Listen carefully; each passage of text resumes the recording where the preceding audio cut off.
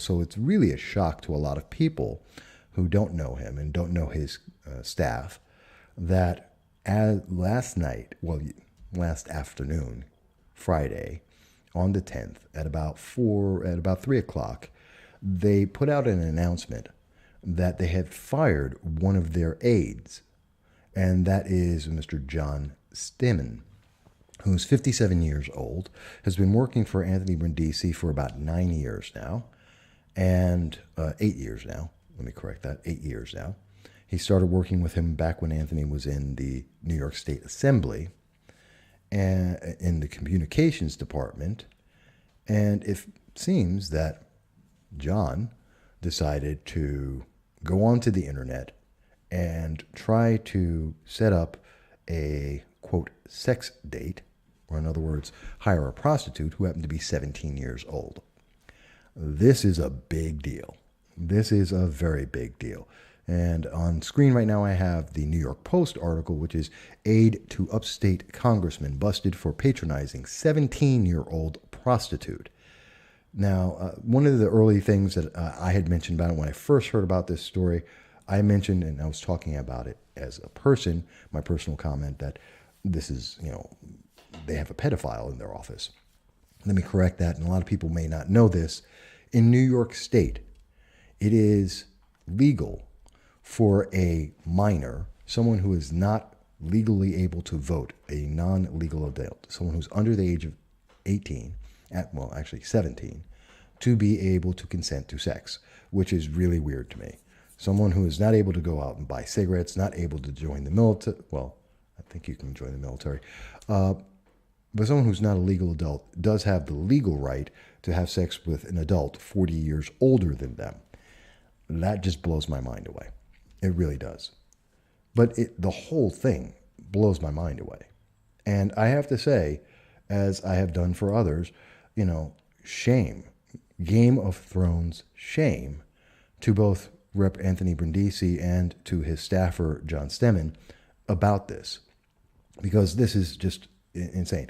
I can't help but wonder that someone is working in the office with Anthony Brindisi, one of his key staff personnel who's worked with him in the New York Assembly, that's been working with him in the Congress of the United States, representing the New York 22nd District, and over 8 years with him, no one has ever noticed. This doesn't seem like something that you would do out the blue. 57-year-olds don't necessarily start new ideas, suddenly wake up one morning and go, hey, let me get a prostitute because I've never done that before in my life. Let me go and try and find a 17-year-old because I'm 57. It's a pattern often found with many pedophiles. And I'm not saying that John Stemmen is a pedophile. I'm not saying that. But I am saying it's questionable. And his activity is questionable. And we know that right now, the police are investigating, and hopefully they're going to be looking through. This was found out because the woman in question, the 17-year-old, who's getting counseling as we speak, was arrested by the police on other charges, and she volunteered and let the police know about various apps on her phone that connected her to Mr. Stemmen, and Mr. Stemmen then, obviously, his connection to the Brindisi campaign became known. So it's a sordid tale. And there are a lot of questions. And I have to ask the question, which I'm not seeing in a lot of other media, that really needs to be asked. Because it would be asked of a Republican, it would be asked of a conservative, a libertarian, anyone who isn't a Democrat. The very first thing that you would see in the news is, how long has this been going on? This person's been working for you for 8 years. How long has this been going on? Did anyone know about this? And did anyone cover this up? These are critical questions. And I ask these questions most importantly because this affects what's going on in Congress. Nobody in Congress wants to be connected to a sex scandal, even if it's with their staffers. Nobody wants to be connected to that. And no member of Congress wants to support a bill or co-sponsor a bill where that representative has a sex scandal attached to them. And that's bad for constituents. It means that federal funding is going to be hard to get. And if you look at the southern tier, if you look at the New York 22nd District in central New York, federal funding is a key cornerstone to the economy and helping keeping everything vital and moving, because it's not help. We're not getting help from Governor Cuomo, who's increasing taxes and driving out 1.5 million people from the state. That's not giving us help. We need the federal help. And anything that impedes that is a problem.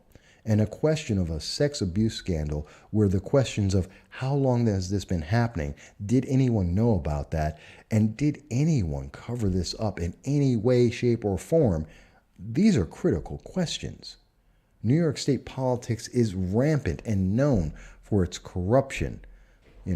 How many politicians? We're talking about Sheldon Silvers. We're talking about just a host of people, even recently, that have been removed from offices. And the benefit of doubt is hard to give when we know that New York politics allows, so many of our politicians to get away with things that they shouldn't get away with. And that's why we have so many representatives, whether it's on the state level or the national level, that get kicked out of office. Remember Anthony Weiner? That was a scandal. And they were trying to keep him protected before he got forced out, and because of his repeated actions. So yeah, it's a big deal. And we need to get answers to this. I think it's a very fair thing to say, hey, Representative Brindisi, we need to know if this has ever happened before. We need to know if anyone covered up for him. That who knew about this? When did they know? And then there's the added news that, and I believe it's coming out as well, that this gentleman was fired before charges actually happened, before the police actually took action.